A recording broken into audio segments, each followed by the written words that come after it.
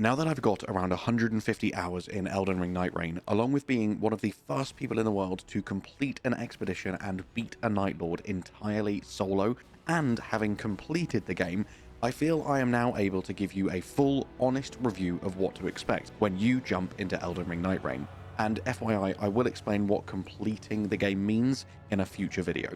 For better or for worse, Nightreign is FromSoftware's most divisive game because it will be a hugely different experience for veterans and newcomers to the series. Whilst there is the ability to play single player, it's strongly discouraged. Nightreign leans heavily into the multiplayer, encouraging you to rely on your two other teammates to get you through, so a good team and coordination are crucial. And this fact, combined with the expectation of existing knowledge of Elden Ring's weapons, spells, and mechanics, make Elden Ring Nightreign FromSoftware's most challenging title yet, especially for newcomers to the series. This has been an incredibly tough game for me to review because I adore it, and I can see myself legitimately playing thousands of hours of Nightreign and not getting bored. The randomization has been hugely increased since the closed network test, and all of my 100 plus matches so far have been different and unique.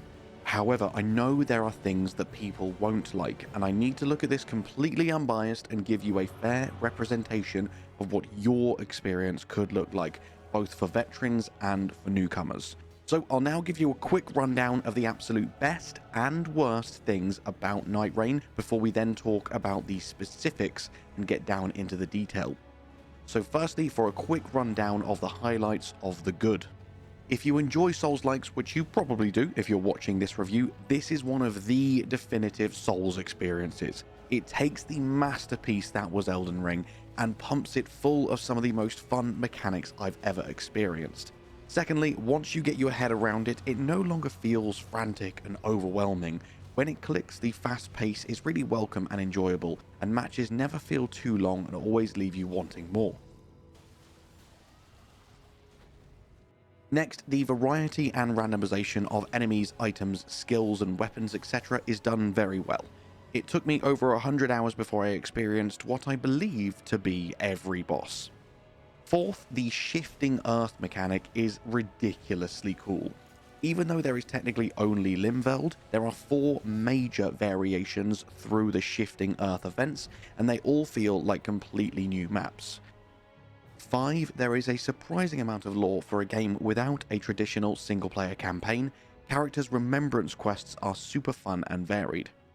6, playing with your friends has never been more fun. Building up that synergy and gelling as a team makes you feel like a total badass. And don't forget that you can join my official Discord server to find groups if you would like to.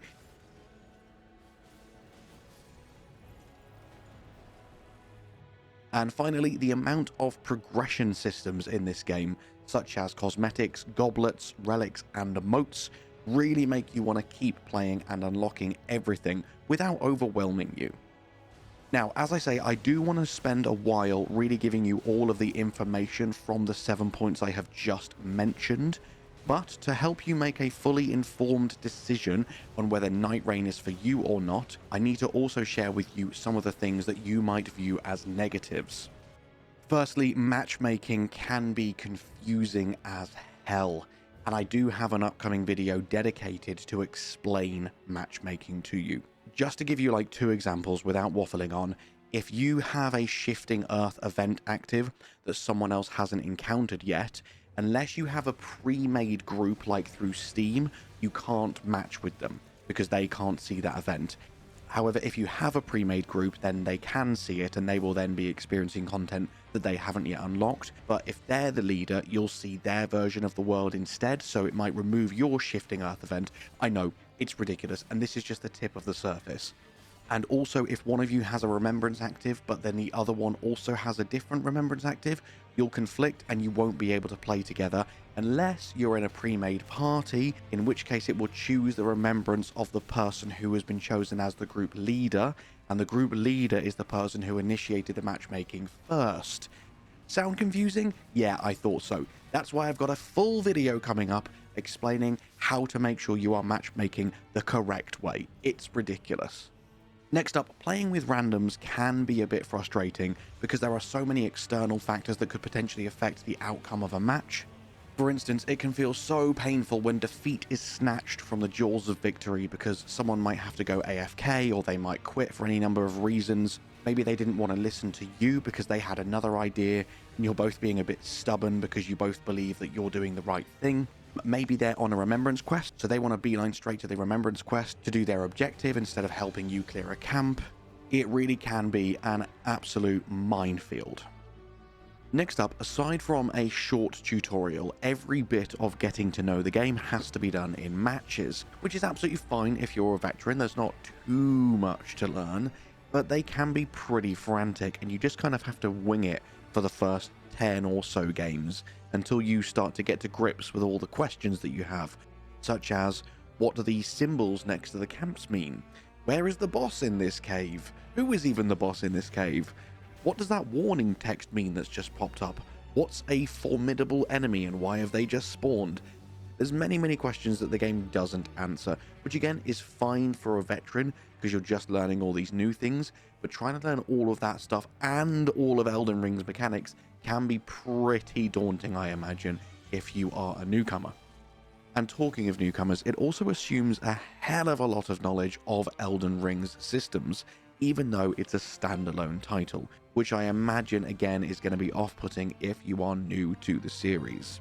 However, if you are a veteran of the series, it's just different enough that you will have to learn to forget some of what you already know from Elden Ring and retrain yourself with the new systems, controls, and playstyles.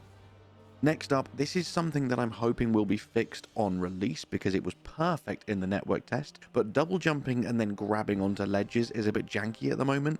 As I say, this has somehow become worse since the network test where it worked perfectly. Now you will often find yourself struggling to grab onto the ledge and just falling down, wasting valuable time. And finally, for the only real negatives of this game, locking onto your allies when they are downed to try and revive them can be a bit of a pain, especially as a ranged character, because the lock-on will always prioritize nearby enemies, and trying to just flick your analog stick to change target doesn't appear to register your ally as a valid target. There are ways around this, such as repositioning, but again, in frantic boss fights, everything needs to be as perfect as possible. Now that you know the things that might potentially put you off the game, let me expand on all of the awesome stuff and why I still truly adore Nightreign. As I mentioned earlier, if you enjoy the Souls games, this has the best of all of them, in my opinion. If you like Sekiro, the Executor's probably going to be your favorite character because the parries of his Cursed Blade are awesome. If you love spellcasting, the Recluse will be your favorite. If you love summons, the Revenant will be your favorite.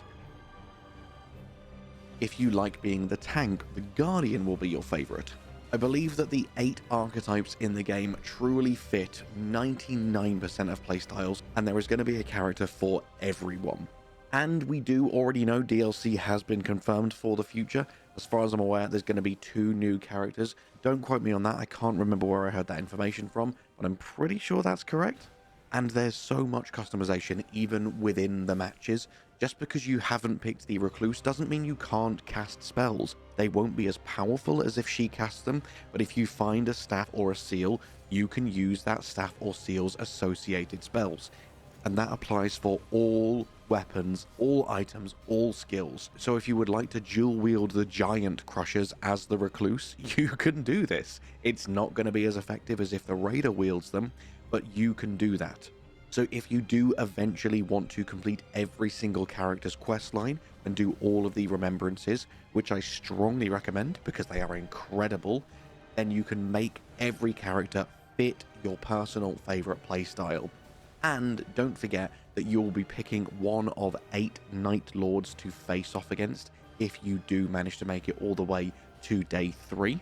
And they all have certain strengths and weaknesses, so no matter which character you pick, you can always tailor your build through your relics and your items and your weapons, depending on who you're currently facing off against. And on that topic of strengths and weaknesses, another mechanic I absolutely love is that, take for example the first boss, the 3-headed flaming dog. he's weak against Holy, and what that means is that as you are exploring the map, there will be at least one camp or one merchant that will sell Holy gear so that you can always go into that boss equipped with something he is weak to. And that is true of all the Night Lords in the game. I absolutely love that feature. So you always know that you can exploit their weakness as long as you are searching and doing your job correctly during day 1 and day 2. As I mentioned again earlier, there are 4 different Shifting Earth events. Now, I won't tell you what they are, what the special mechanics are, or what the unique bosses are that are unique to each of the Shifting Earth events, because as you know, I will always keep all of my reviews spoiler-free, but just note that they add some really damn cool mechanics. I love the Shifting Earth events tremendously. And now, as we talk a bit more about the progression systems, such as cosmetics and relics and goblets and emotes, etc., you will be unlocking more and more of all of the things I just mentioned as you're playing the game, beating more Night Lords, progressing through the storylines. It's all interconnected, and it's all a little bit vague as to how you do so, which I find perfect. That is true to FromSoftware's usual style of storytelling. So I will say there are some incredibly awesome cosmetics that are nods to most of the other games that From have produced. But again, no spoilers, I won't tell you what they are or how to earn them in this video. If you want to know, make sure you subscribe, and I'll have plenty of Nightreign guides coming up in the coming weeks. And before I wrap up with my conclusion, I would just like to say as well to everyone who's still on the fence because it's primarily co-op and you might not like co-op and you'd rather just stick with single player, I am right there with you. Every single morning I woke up, I looked at the Discord server, and I was like, oh, I'm going to have to interact with people. I'm going to have to do more engagement and talking and get outside of my comfort zone. Trust me, you shake that off pretty damn quickly. And every single interaction I had with the other people invited to this review event was absolutely incredible. I made so many new friends, and I'm so excited now that the game is out to make so many more new friends with all the people that join my Discord server and all the people that I'll be playing with over the coming months and years. So if you are on the fence because of the social aspect and having to play with people and potentially talk with people, firstly, just note you don't have to talk. It makes things easier, but you can definitely win with just the in-game comms. But secondly, we have a very safe, very friendly community in the Doms Roundtable Discord, and it would be a pleasure to have each and every person watching this video join so that we can build up to thousands and thousands of members and always have someone active and ready to go and play with you whenever you want to. In conclusion, I do wish there was a bit more to Nightreign. I do wish there were a few more random enemies roaming around from the other games rather than just Elden Ring enemies. I know we get a lot of bosses from other games, but as far as I'm aware, every single normal enemy is from Elden Ring. It'd be really cool to see a few enemies from the likes of Dark Souls and Sekiro as well. And when you do get a really good, solid team that you gel with, the game's over a little bit quicker than I would like it to be. Obviously, you can keep refighting the Night Lords if you wish anyway, and you can keep grinding more Merc to unlock all of the cosmetics and stuff. But I do wish there was more to the game, so I'm praying that the DLC comes sooner rather than later, and I'm praying there's going to be weekly or at least monthly events to change things up, keep things fresh, and hopefully we'll see some free updates coming in the near future as well, because I just want more and more and more of this game. It's gonna have a high skill ceiling, and it's not without a couple of flaws here and there, such as the matchmaking and the conflicting remembrances, but stick with it. Please play it with me. I just want as many people to play this game with as possible, because it's so good. When you get a team that you gel with and you kill a few Night Lords back to back, oh, there is no better feeling. My friends, sorry, I'm waffling. I love this game. I want you to know that. I want you to give it a go. And with that, I will see you in my Discord server. I will see you in game, and I will see you in my future videos on Nightreign, my friends. Thank you so much for watching Dom's Roundtable. Make sure you subscribe. Make sure you like. Make sure you comment your thoughts and opinions as well. And with that, all that's left for me to say is thank you so much for watching. I hope you have an amazing day, and I'll see you in the next one. Bye-bye.